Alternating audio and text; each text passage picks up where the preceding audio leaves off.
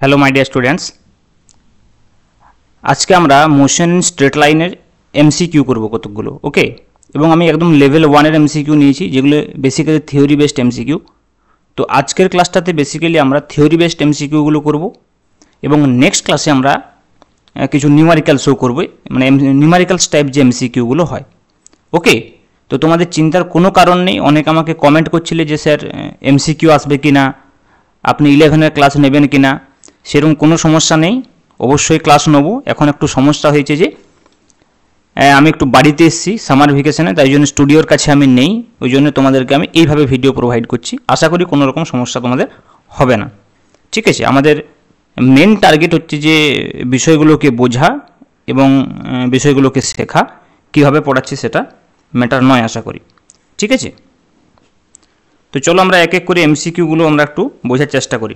তো first question দেখো কি রয়েছে, বলছে যে মুক্তভাবে পতনশীল বস্তু দ্বারা অতিক্রান্ত দূরত্ব নিচের যার সাথে সমানুপাতিক। তো একটা বস্তু মনে করো মুক্তভাবে পড়ছে, তাহলে তার দ্বারা অতিক্রান্ত দূরত্ব কার সঙ্গে সমানুপাতিক হবে। তোমরা জানো যে অতিক্রান্ত যদি মুক্তভাবে পড়ে, তার মানে আমরা ইনিশিয়াল স্পিড আমরা 0 ধরতে পারি। তাহলে সেক্ষেত্রে নিম্নমুখী গতির ক্ষেত্রে তোমরা জানো যে এক্সপ্রেশনটা হয় অ্যাকচুয়ালি দূরত্বের বা অতিক্রান্ত দূরত্বের যে এক্সপ্রেশনটা হয় ওয়ান ডাইমেনশনাল মোশনের ক্ষেত্রে, সেটা তোমরা জানো S equal to UT plus half AT square, তাই তো। UT plus half AT square. আমি বলেছিলাম যে এই এসটা কিন্তু প্রকৃতপক্ষে সরণ, কিন্তু যেহেতু অ্যাকচুয়ালি এখানে ওয়ান ডাইরেকশনাল মানে একই অভিমুখে গতিশীল, কাজে এটাকে আমরা অতিক্রান্ত দূরত্ব হিসেবে ইউজ করতে পারি। এখন ব্যাপার হচ্ছে যে যেহেতু এটা একটা উলম্ব গতি মানে নিম্নমুখী গতিশীল, তাহলে সেক্ষেত্রে আমরা এটাকে আমরা কি বলবো, এটাকে আমরা জি দিয়ে রিপ্রেজেন্ট করব, মানে গ্র্যাভিটেশনাল অ্যাক্সেলারেশনে আসছে। তাহলে এখানে আমাদের যে সমীকরণটা হয়, ইউ যদি ইনিশিয়ালি 0 হয় তাহলে এটা 0 হয়ে যাবে, প্লাস এটা হাফ জিটি স্কোয়ার হয়ে যাবে। ওকে, তাহলে সেক্ষেত্রে এস কিন্তু দেখো সমানুপাতিক টি স্কোয়ার হয়ে যাবে। তাহলে অতিক্রান্ত দূরত্ব যার সঙ্গে সমানুপাতিক সেটা পতনের সময়ের বর্গ, অর্থাৎ option D will be correct option. Okay, বোঝা গেল। তো চলো নেক্সট কোয়েশ্চেন দেখো। এই কোয়েশ্চেনগুলো কিন্তু কনসেপচুয়াল কোয়েশ্চেন, মানে থিওরি বেসড কনসেপচুয়াল কোয়েশ্চেন, কিন্তু ইজি। কনসেপ্ট ক্লিয়ার থাকলে একদম ইজিলি তোমরা কিন্তু এগুলো করতে পারবে। তো চলো নেক্সট দেখো, কোয়েশ্চেন নম্বর 2 কি বলছে, সরণ এবং অতিক্রান্ত দূরত্বের অনুপাত। আমি দেখো এটা ক্লাসে যখন পড়িয়েছিলাম, আমি এই বিষয়টাকে বারবার আমি পয়েন্ট আউট করেছিলাম যে যদি মনে করো কোনো একটা বস্তু এরকম হয় যে একটা বিন্দু থেকে আরেকটা বিন্দুতে মনে করে যাচ্ছে, সাপোজ এইটা মনে করো হচ্ছে যে আমাদের এ বিন্দু, ওকে, আর এইটা হচ্ছে যে মনে করো আমাদের বি বিন্দু। তাহলে এ বিন্দু থেকে বি বিন্দু যদি সরাসরি যায়, মানে স্ট্রেট লাইন বরাবর যায়, তাহলে সেক্ষেত্রে কী হবে, সরণ এবং অতিক্রান্ত দূরত্ব একই হবে, মানে সরণের মান এখানে সরণ বলতে। কিন্তু যদি অন্য কোনো পাথে যাও, মনে করো সাপোজ এই পাথে গেল, তাহলে সেক্ষেত্রে কী হবে, মনে করো এসি বি পাথে গেল, তাহলে সেক্ষেত্রে কী হবে, অতিক্রান্ত দূরত্বটা কিন্তু বেশি হবে। তাহলে দেখো এই এ টু বি এই পাথটা বাদ দিয়ে যে কোনো পাথে এটা যাক না কেন, অতিক্রান্ত দূরত্ব বেশি হবে, এবং একবার এমন হবে যখন সরণের সঙ্গে অতিক্রান্ত দূরত্ব সমান হবে। তাহলে ইন জেনারেল সমীকরণ আমরা কি বলতে পারি এখানে, না সরণটা হচ্ছে সবসময় সরণের যে মান মানে মড অফ সরণ, সেটা কিন্তু সবসময় কী হবে, লেস দেন হবে, আর একবার এমন হবে ইকুয়াল হবে, মানে লেস দেন ইকুয়াল টু আমরা বলতে পারি অতিক্রান্ত দূরত্ব। লেস দেন ইকুয়াল টু আমরা বলতে পারি দেখো অতিক্রান্ত দূরত্ব। তাহলে এই দুটো যদি আমরা অনুপাত করি, মানে অতিক্রান্ত দূরত্ব যদি আমরা লেফট সাইডে নিয়ে আসি, তাহলে কী হবে দেখো, মড অফ সরণ ডিভাইডেড বাই অতিক্রান্ত দূরত্ব, that will be less than equal to 1। তাহলে এটা কী হয়ে যাচ্ছে, এটা যেটা হচ্ছে সেটা হচ্ছে লেস দেন ইকুয়াল টু 1, অর্থাৎ কী হবে, একের থেকে কম বা তার সমান। আনসার কী হবে, একের থেকে কম অথবা তার সমান, মানে অপশান ডি। ক্লিয়ার। চলো নেক্সট কোয়েশ্চেন বলছি, যদি সময়ের সঙ্গে সঙ্গে কোণার বেগের পরিবর্তন না হয় তাহলে ত্বরণ কী হবে। বেগের পরিবর্তন না হয় মানে কি, বেগ ইজগল যদি ধ্রুবক হয়, দেখো বেগ ইজগল যদি ধ্রুবক হয় তাহলে ত্বরণ কত হবে, ডিভি বাই ডিটি। বেগের যদি পরিবর্তন না হয় তাহলে ত্বরণ মানে ডিভি ডিটি 0 হয়ে যাবে, তাহলে অ্যাক্সিলারেশন ইকুয়াল টু 0, সেক্ষেত্রে অপশান এ। নেক্সট কী বলছে দেখো, গতিশীল কণার ত্বরণ। গতিশীল কণার ত্বরণ কোন লেখচিত্র থেকে পাওয়া যাবে, যে 4টা অপশান দেওয়া আছে নিচে। প্রথমত হচ্ছে যে বেগ সময় লেখচিত্রের ক্ষেত্রফল থেকে পাওয়া যাবে কি, ত্বরণের সঙ্গে বেগ আর সময়ের কি রিলেশন ছিল বলো, এখনই লিখেছি এ ইকুয়াল টু ডিভি আপন ডিটি। তাহলে এইখান থেকে পরিষ্কার বোঝা যাচ্ছে, আমি যখন গ্রাফিক্যাল বিষয়গুলো পড়িয়েছিলাম তখন আমি কিন্তু বলেছিলাম যে ভিটি লেখচিত্রের প্রবণতা ত্বরণকে প্রকাশ করে। এই সমীকরণটা থেকে কী বোঝা যাচ্ছে, ভিটি লেখচিত্রের প্রবণতা ত্বরণকে প্রকাশ করে, তার মানে বেগ সময় লেখচিত্রের প্রবণতা। Option C is correct option. Okay, next question, সমত্বরণে গতিশীল কণার বেগ সময় লেখচিত্র কেমন হবে। সমতরণে গতিশীল কণার ক্ষেত্রে আমরা যদি বলি বেগের সঙ্গে সময়ের রিলেশন কেমন ছিল, না V equal to U plus AT. ভেবে দেখো, তাহলে এই সমীকরণটাকে আমরা এইভাবে লিখতে পারি এটি প্লাস ইউ আকারে, ভি ইকুয়াল টু, তাহলে এটা y equal to M x plus c, ভিটাকে যদি ওয়াই বলি আর টিটাকে যদি এক্স বলি তাহলে এইটা হয়ে যায় এম আর সেক্ষেত্রে ইউটা হয়ে যায় সি। তাহলে Y equal to M x plus C টাইপের হয়ে যাবে যদি ভিটি লেখচিত্র আমরা বলি সমতরণে গতির ক্ষেত্রে। এবং সেই লেখচিত্রটা কীরম ছিল মনে করে দেখো, এরম ছিল। তাহলে এটা কী ছিল, স্ট্রেট লাইন মানে সরল রৈখিক। তাহলে option A is correct. Okay, next দেখো, নিচের কোন ক্ষেত্রটিতে বেগ শূন্য কিন্তু ত্বরণ নির্দিষ্ট? বেগ শূন্য কিন্তু ত্বরণ নির্দিষ্ট। অবাধে পতনশীল বস্তুর ক্ষেত্রে, উলম্ব গতিশীল বস্তুর ক্ষেত্রে, প্রাসের গতি, আনুভূমিক পাশের গতি। দেখো উলম্ব গতির ক্ষেত্রে এটা হবে, কারণ দেখো উলম্ব গতির ক্ষেত্রে আমরা কি দেখেছি, দেখো উলম্ব গতির ক্ষেত্রে কি হবে, যখন সর্বোচ্চ বিন্দুতে যায় তখন কিন্তু কণার বেগ 0 হয়ে যায়, কিন্তু তখনও তার উপরে অভিকর্ষীয় ত্বরণ থাকে এবং সেটা একটা কনস্ট্যান্ট অভিকর্ষীয় ত্বরণ থাকে। তাই এটা উলম্ব গতিশীল বস্তুর ক্ষেত্রে option B is correct. Next দেখো কোয়েশ্চেন নম্বর 7 কি বলছে, না যদি অবস্থান সময় লেখচিত্র সময় অক্ষের সঙ্গে সমান্তরাল হয়, অবস্থান লেখচিত্র মানে এক্সটি লেখচিত্র, এই বরাবর যদি এক্স হয় মনে করো, এই বরাবর টি, অবস্থান সময় লেখচিত্র বলছে। আচ্ছা এই বরাবর যদি বা এক্স বলি, এই বরাবর যদি টি বলি, যেভাবে খুশি বলতে পারো, সেটা কোনো সমস্যা নেই। অবস্থান সময় বলছে এক্সটি লেখচিত্র, এইভাবেই বলি আমরা, টিটাকে সবসময় আমরা এক্স অক্ষ বরাবর রাখতে পছন্দ করি। যাই হোক, তাহলে বলছে সময় অক্ষের সঙ্গে সমান্তরাল হয় মানে এরকম হবে, সময় অক্ষের সঙ্গে সমান্তরাল মানে এক্স ইকুয়াল টু কনস্ট্যান্ট, তার মানে এক্স ইকুয়াল টু কনস্ট্যান্ট। তাহলে ভেবে দেখো, অবস্থান যদি ধ্রুবক হয়, এক্স যদি কনস্ট্যান্ট হয়, তাহলে তার বেগ কী হবে, ডিএক্স ডিটি করো, তাহলে ডিএক্স ডিটি ইকুয়াল টু দেখো 0 হয়ে যাচ্ছে, তার মানে ভেলোসিটি কী হবে, 0 হয়ে যাবে ডিএক্স ডিটি। তার মানে option A is correct option. Clear? Next question দেখো কি বলছে, একটি বলকে একটি নির্দিষ্ট উচ্চতা থেকে ছেড়ে দেওয়া হলো, এটি একটি উদাহরণ। এটি কিসের উদাহরণ? একটি বলকে যদি আমরা ছেড়ে দিই একটা নির্দিষ্ট উচ্চতা থেকে, তাহলে নিচের দিকে পড়বে, অভিকর্ষের অধীনে পড়বে এবং জি ইকুয়াল টু কনস্ট্যান্ট, আমরা জানি 9.8 মিটার পার সেকেন্ড স্কোয়ার। তাহলে এটা সমতরণে গতির একটি উদাহরণ, মানে option C will be correct. Next দেখো কি বলছে, একটি বন্দুক একটি বাঁদরের দিকে তাক করা আছে, গুলি ছোঁড়ার সঙ্গে সঙ্গে বাঁদরটি অভিকর্ষের অধীনে পড়তে শুরু করে, তাহলে বন্দুকের গুলি বাঁদরের উপর দিয়ে চলে যাবে, বাঁদরের নিচ দিয়ে চলে যাবে, বাঁদরটিকে আঘাত করবে, নাকি অবশ্যই গুলি বাঁদরটিকে বিদ্ধ করতে পারবে না?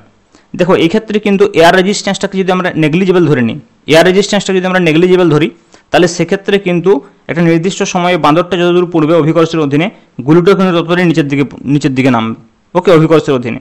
তাহলে কিন্তু এই বাঁদরটাকে এখানে হিট করবে, ওকে, তার মানে বাঁদরটিকে আঘাত করবে। নেক্সট দেখো কোয়েশ্চেন নম্বর 10 বলছে, একই সময়ে একটি টাওয়ারের শীর্ষবিন্দু থেকে দুটি বস্তুকে ভিন্ন বেগে ছোঁড়া হলো, একটি বস্তুর গতিপথ অপরটির সাপেক্ষে যেরকম দেখাবে। দেখো দুটো বস্তু যদি ছোঁড়া হয়, দুটো বস্তুকে ছোঁড়া হয়েছে টাওয়ারের শীর্ষবিন্দু থেকে, এটা টাওয়ার রয়েছে, টাওয়ারের শীর্ষবিন্দু থেকে দুটোকে ছোঁড়া যেদিকে খুশি ছোঁড়া হতে পারে, মানে এরকম ছোঁড়া হলে, একটা এরমভাবে পড়েছে মনে করো, আরেকটা এরমভাবে পড়েছে, তাহলে কী হবে, এই দুটো কিন্তু প্রজেক্টাইল মোশন। আমরা যখন প্রজেক্টাইল মোশন পড়বো, এখনও পড়িনি যদিও, তখন আমরা বুঝতে পারবো 2 ডাইমেনশনাল মোশনে যে একটা প্রজেক্টাইলের সাপেক্ষে যখন আমরা আরেকটা প্রজেক্টাইলকে দেখবো, সেটা কিন্তু স্ট্রেট লাইন দেখাবে। কেমন দেখাবে? স্ট্রেট লাইন বা সরল রৈখিক দেখাবে। তাহলে সেক্ষেত্রে কিন্তু option D will be correct option. Next দেখো কোয়েশ্চেন নম্বর 11 কি বলছে, যে এ বি সি তিনটি বস্তুকে একটি টাওয়ারের শীর্ষবিন্দু থেকে একই বেগে ছুঁড়ে দেওয়া হলো। ঠিক আছে, তিনটে বস্তুকে ছুঁড়ে দেওয়া হয়েছে একটা টাওয়ারের শীর্ষবিন্দু থেকে, এরকম টাওয়ার আছে মনে করো, তার শীর্ষবিন্দু থেকে ছোঁড়া হয়েছে। একটা বস্তু এ কে বলছে যে ঊর্ধ্বমুখী ছুঁড়ে দেওয়া হলো ভি এ বেগে মনে করো, বি কে নিম্নমুখী ছুঁড়ে দেওয়া হলো ভি বি বেগে, এবং সি কে অনুভূমিকভাবে ছোঁড়া হলো মানে এইদিকে ভি সি বেগে। যে বস্তুগুলি যথাক্রমে ভি এ ভিবি ভিসি বেগে আঘাত করলে, দেখো এখানে বলি যে একটা টাওয়ারের উপর থেকে যখন বস্তুগুলোকে ছোঁড়া হচ্ছে, ওকে, ঊর্ধ্বমুখে যে বেগে মানে ইনিশিয়াল ভেলোসিটি যা হবে, এরা যখন ভূমি স্পর্শ করবে তখন কিন্তু ভেলোসিটি তাই হবে, স্পিড তাই হবে। অলওয়েজ কিন্তু আমরা দেখেছি, থিওরি পড়ানোর সময় আমি বলেছিলাম যে প্রত্যাবর্তন বেগ আর প্রক্ষেপ বেগ সবসময় একই হয়। ওকে, তাহলে কি হবে, option A will be correct, V A equal to VB equal to VC. Next question দেখো, কোয়েশ্চেন নম্বর 12। কোয়েশ্চেন নম্বর 12 কি বলছে, একই উচ্চতা থেকে একটি কাগজের টুকরোর চেয়ে একটি মুদ্রা দ্রুত ভূমি স্পর্শ করে, এর কারণ কি? এমনিতে সাধারণ এক্সপেরিমেন্ট কি বলছে, যে বস্তুর ভরের উপর নির্ভর করে না, দুটি একই সময়ে ভূমি স্পর্শ করা উচিত ছিল। কিন্তু দেখো এখানে বিষয় হচ্ছে যে কি না, আমরা এই যে এক্সপেরিমেন্টটার কথা বলি, এই এক্সপেরিমেন্টে কিন্তু এয়ার রেজিস্ট্যান্সটাকে আমরা ধরি না। এয়ার রেজিস্ট্যান্স যদি থাকে সেক্ষেত্রে কিন্তু দুটো একই সঙ্গে পড়বে না। তাহলে একই সঙ্গে যদি না পড়ি, দ্রুত ভূমি স্পর্শ করার কারণ কি না, কি বলছে, কাগজের টুকরোর চেয়ে মুদ্রা দ্রুত ভূমি স্পর্শ করে, তার মানে মুদ্রার হচ্ছে যে বায়ুর বাধা কম। তাহলে option C will be correct option. Next দেখো কোয়েশ্চেন নম্বর 13 কি বলছে। কোয়েশ্চেন নম্বর 13 কি বলছে, একটি লিফট এ ত্বরণের নিম্নমুখে গতিশীল, এক ব্যক্তি লিফটের মধ্যে একটি বলকে মুক্তভাবে ছেড়ে দিল। তাহলে একটা লিফট রয়েছে, লিফট হচ্ছে এ ত্বরণের নিম্নমুখে গতিশীল। তাহলে এটা যদি আমরা একটা লিফট বলি, এই লিফটটা বলছে যে এ ত্বরণের নিম্নমুখে গতিশীল। ওকে, যে এক ব্যক্তি কী করলো, একটা বলকে এই লিফটে এখানে ছেড়ে দিয়েছে, তাহলে বলটা জি ত্বরণের নিচের দিকে নামবে। তা দেখো লোকটার সাপেক্ষে, লোকটা তো আপেক্ষিক ত্বরণটাকে দেখতে পাবে, কারণ লোকটা নিজেও তো বলটার সঙ্গে সঙ্গে লিফটটার সঙ্গে সঙ্গে নামছে। তার মানে ব্যক্তির সাপেক্ষে যে অ্যাক্সিলারেশনটা হবে সেটা অবশ্যই জি মাইনাস এ হবে, জি মাইনাস এ হবে। ওকে, জি মাইনাস এ হবে লিফটের সাপেক্ষে। লিফটের সাপেক্ষে যেটা হবে সেটাই কিন্তু বস্তুর ব্যক্তির সাপেক্ষে হবে। কিন্তু ভূমিতে যে দাঁড়িয়ে থাকবে, দেখো সে কি দেখবে, সে এই বলটাকে জি ত্বরণে নামতে দেখবে, সিম্পল অভিকর্ষের অধীনে নামতে দেখবে। ওকে, তাহলে এটা কোনটা অপশান হবে, জি মাইনাস এ এবং জি। নেক্সট দেখো কোয়েশ্চেন নম্বর 14 কি বলছে, টি সময় একটি কোণার অবস্থান দেওয়া আছে, তার ত্বরণ কি হবে। ত্বরণ মানে পজিশনের একবার ডেরিভেটিভ করলে বেগ পাবো, বেগের আরেকবার ডেরিভেটিভ করলে ত্বরণ পাবো, মানে দুবার ডেরিভেটিভ করতে হবে। তাহলে একবার যদি দেখো এটাকে ডিএক্স বাই ডিটি করি আমরা, তাহলে কী পাবো না, এ জিরো হচ্ছে কনস্ট্যান্ট 0 মাইনাস দেখো a1 ইন্টু টি এর ডেরিভেটিভ 1 হয়ে যাবে, plus a2 into T square derivative 2t হয়ে গেল। তো এইটাকে আমরা বলতে পারি বেগ। তাহলে বেগ ইকুয়াল টু হয়ে গেছে দেখো minus a1 plus 2a2 into T. একে যদি আরেকবার আমরা ডেরিভেটিভ করি তাহলে ত্বরণ পাবো, মানে ডিভি বাই ডিটি করলে, তাহলে ডিভি বাই ডিটি a1 এখন কনস্ট্যান্ট হয়ে গেছে, তাহলে এই 0 হয়ে যাবে, প্লাস 2a2 ইন্টু টি এর ডেরিভেটিভ হচ্ছে যে 1। তার মানে অ্যাক্সিলারেশন যেটা হচ্ছে সেটা কত হচ্ছে, অ্যাক্সিলারেশনকে এ দিয়ে প্রকাশ করা হয় সাধারণত, তাহলে এ ইকুয়াল টু কত হচ্ছে 2a2। তাহলে option C will be correct option.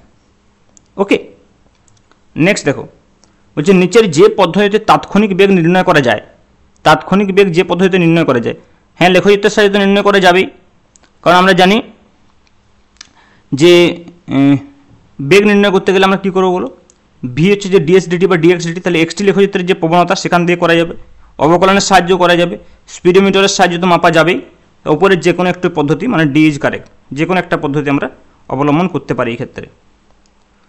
Next question দেখো কি বলছে, একটি বস্তু স্থির অবস্থা থেকে যাত্রা শুরু করে সমতরণে গতিশীল, কোণাটি এনতম সময়ে এবং এন সময়ে যে দূরত্ব অতিক্রম করে, বলো এনতম সময়ে যে দূরত্ব অতিক্রম করে সেটা যদি এস এন দিয়ে প্রকাশ করি আমরা জানি কি হয় না, U plus half A into 2n minus 1, এটা ছিল ফর্মুলা।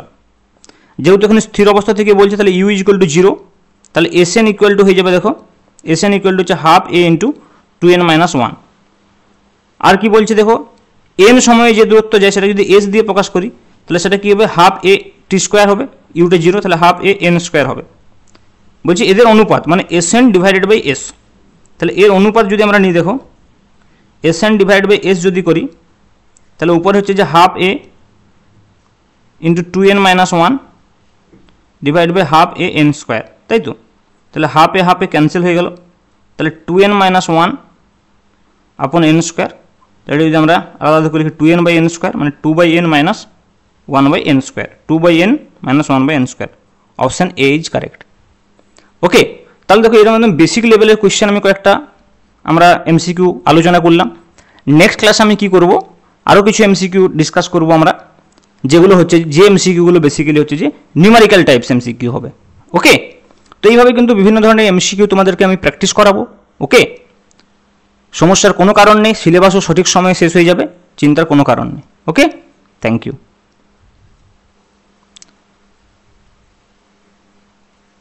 আচ্ছা, আরেকটা কথা বলে নিই তোমাদেরকে, যে যদি মনে করো তোমরা এই নোটটা পেতে চাও, ওকে এই কোয়েশ্চেনগুলো পেতে চাও, তাহলে টেলিগ্রাম চ্যানেলে জয়েন হয়ে যাবে, আমি টেলিগ্রাম চ্যানেলের লিঙ্ক দিয়ে দেবো ডেসক্রিপশানে। ওকে, আর ভালো লাগলে অবশ্যই চ্যানেলটা সাবস্ক্রাইব করবে।